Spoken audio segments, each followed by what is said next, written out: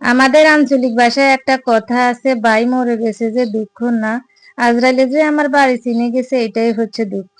তো এই কথা কেন বলছি জানেন?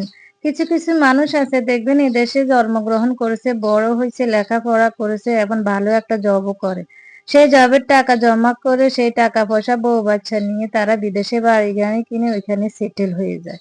তো ওরা বিদেশে সেটেল হইছে এটা দুঃখ না। দুঃখ হচ্ছে যখন বিদেশে সেটেল হয়ে যাওয়ার পর দেশকে ছোট করে কথা বলে, দুঃখ হচ্ছে এখানে। তারা ভুলে গেছে তারা কিন্তু এদেশে থেকে পড়াশোনা করে মানুষ হয়ে বিদেশে এখন টাকা পয়সার মালিক হয়েছে। তো যেমন ধরেন তারা বলবে কি বাংলাদেশে অনেক ধুলাবালি, বাংলাদেশের মানুষ ভালো না, তারা গায়ে পড়ে ঝগড়া করে, তারা অনেক হিংসুটে, বাংলাদেশে পড়ালেখা ভালো না, চাকরির বেতন ভালো না, বাংলাদেশের মানুষেরা ইংলিশে কথা বলতে জানে না। আরে বাবা, ইংলিশে কথা বললেই কি স্মার্ট হয়ে যায়? না, একদমই না।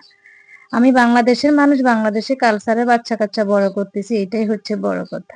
তো বিদেশ আসলে আমি বলি না যে বিদেশ খারাপ, বিদেশ তো বাংলাদেশ থেকে অনেক ভালো, আমরা এটা স্বীকার করি।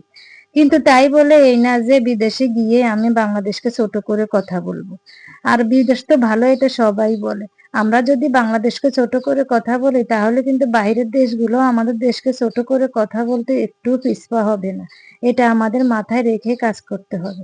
তো সবাই আবার এক না, কিছু কিছু মানুষ আছে আর কি, আমি কিছু কিছু মানুষের কথা বলছি।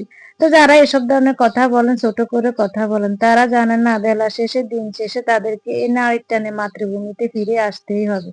আল্লাহ না করুক তাদের যদি কিছু হয়ে যায় তাদেরকে কিন্তু এ বাংলাদেশে মাটি দিবে। তো ওই যে বললাম সবাই কিন্তু এক না, কিছু কিছু মানুষ আছে এরকম। কিছুদিন আগে নির্বাচন হয়েছে, দেখলাম যে নির্বাচনের তাগিদে কিছু কিছু ভাই বিদেশ থেকে চলে আসছে। আহা, এটারই বলে দেশপ্রেম, এটাকেই বলে ভালোবাসা।